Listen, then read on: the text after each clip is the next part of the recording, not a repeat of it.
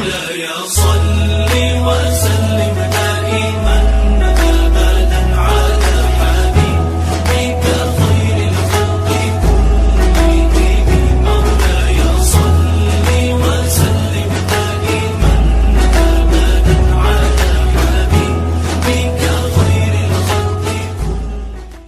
میرے پیارے دوستو، السلام علیکم ورحمۃ اللہ وبرکاتہ۔ افطاری اللہ تعالی کی بہت بڑی نعمت ہے۔ جب غروب آفتاب کا یقین ہو جائے تو اب افطار کرنے میں دیر نہیں کرنی چاہیے۔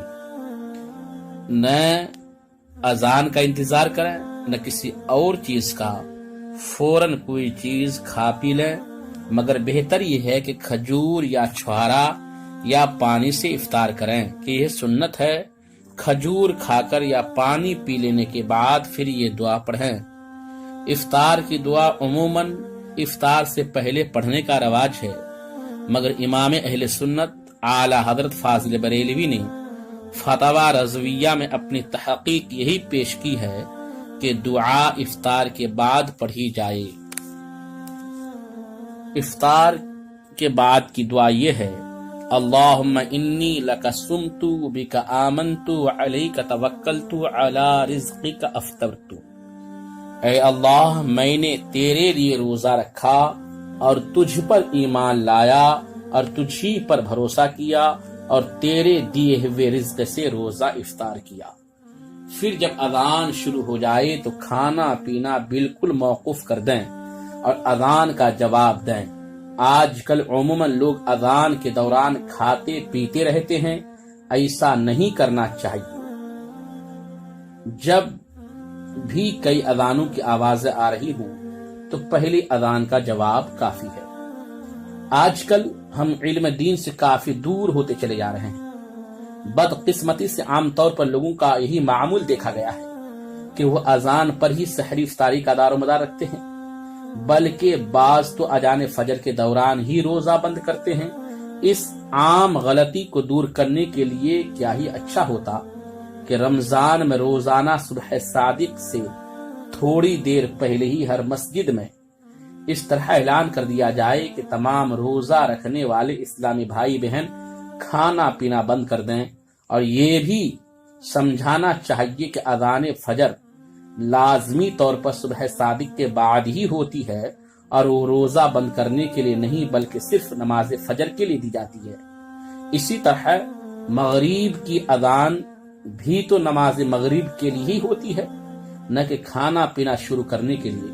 تو چاہیے یہی کہ جیسے ہی آفتاب غروب ہونے کا یقین ہو جائے مساجد میں اس طرح اعلان کر دیا جائے کہ تمام اسلامی بھائی بہنیں روزہ افطار کر لیں، اور ظاہر ہے ایک کھجور یا ایک گھونٹ پانی افطار کرنے کے لیے کافی ہے۔ میرے پیارے دوستو، آقا کریم صلی اللہ علیہ وسلم کی ایک حدیث پاک پہلے سماعت کریں۔ آقا فرماتے ہیں کہ ہمیشہ لوگ خیر کے ساتھ رہیں گے جب تک افطار میں جلدی کریں گے۔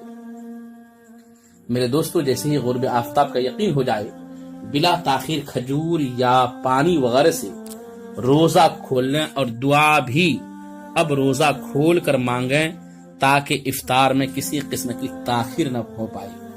ایک اور حدیث سماعت کریں، ابن حبان میں ہے، حضور نے فرمایا میری امت میری سنت پر رہے گی جب تک افطار میں ستاروں کا انتظار نہ کرے۔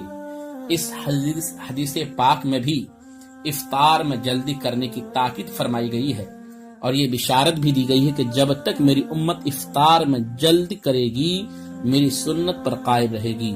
سورج غروب ہونے کے بعد افطار کرنے میں اتنی دیر نہ کریں کہ آسمان پر ستارے ٹمٹمانے لگ جائیں۔ اتنی تاخیر کرنے سے ہمیں منع فرمایا گیا ہے۔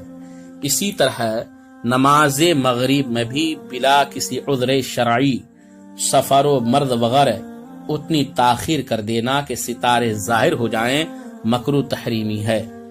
حضرت ابو ہریرہ سے روایت ہے کہ پیارے آقا نے فرمایا کہ اللہ نے فرمایا میرے بندوں میں مجھے زیادہ پیارا وہ ہے جو افطار میں جلدی کرتا ہے۔ سبحان اللہ، اللہ کا پیارا بننا ہے تو افطار کے وقت کسی قسم کی مشغولیت نہ رکھو، بس فوراً افطار کر لو۔ حضرت ابو ہریرہ کہتے ہیں کہ حضور نے فرمایا یہ دین ہمیشہ غالب رہے گا جب تک لوگ افطار میں جلدی کرتے رہیں گے کہ یہود و نصارا تاخیر کرتے ہیں۔ میرے دوستو، حدیث بالا میں بھی افطار میں تاخیر کرنے پر ناپسندگی کا اظہار کیا گیا ہے، اور افطار میں تاخیر کرنا چونکہ یہود و نصارا کا فعل ہے اس لیے ان کی مشابہت نقل سے روکا گیا ہے۔ حضرت سیدنا سلمان بن عامر سے روایت ہے کہ تاجدار مدینہ صلی اللہ علیہ وسلم نے فرمایا جب تم میں سے کوئی روزہ افطار کرے تو کھجور یا چھوارے سے افطار کرے کہ وہ برکت ہے، اور اگر نہ ملے تو پانی سے کہ وہ پاک کرنے والا ہے۔ اس حدیث پاک میں ترغیب دلائی گئی ہے کہ ہو سکے تو کھجور یا چھوارے سے روزہ افطار کیا جائے کہ یہ سنت ہے، اور اگر کھجور میسر نہ ہو تو پھر پانی سے افطار کر لو، یہ بھی پاک کرنے والا ہے۔ میرے دوستو، روزہ دار کتنا خوش نصیب ہوتا ہے کہ ہر وقت اللہ کی رضا حاصل کرتا رہتا ہے، یہاں تک کہ جب افطار کا وقت آتا ہے تو اس وقت وہ جو کچھ بھی دعا مانگتا ہے اللہ اسے اپنے فضل و کرم سے قبول فرماتا ہے۔ چنانچہ حضور تاجدار مدینہ صلی اللہ علیہ وسلم کا فرمان عالی شان ہے، 3 شخصوں کی دعا رد نہیں کی جاتی، ایک روزہ دار کی دعا افطار کے وقت، دوسرے بادشاہ عادل کی، اور تیسرے مظلوم کی۔ ان تینوں کی دعا اللہ بادلوں سے بھی اوپر اٹھا لیتا ہے، اور آسمان کے دروازے اس کے لیے کھل جاتے ہیں، اور اللہ فرماتا ہے مجھے میری عزت کی قسم میں تیری ضرور مدد فرماؤں گا اگرچہ تاخیر ہو جائے۔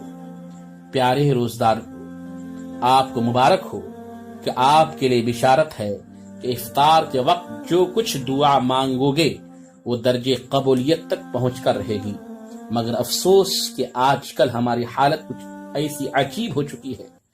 نہ پوچھو بات، افطار کے وقت ہمارا نفس بڑی سخت آزمائش میں پڑ جاتا ہے، کیونکہ عموماً افطار کے وقت ہمارے آگے انواع اقسام کے پھلوں اور کباب، سموسوں اور پکوڑوں کا انبار لگا ہوتا ہے، اور ساتھ ہی ٹھنڈے ٹھنڈے میٹھے میٹھے شربت کے جام بھی موجود ہوتے ہیں۔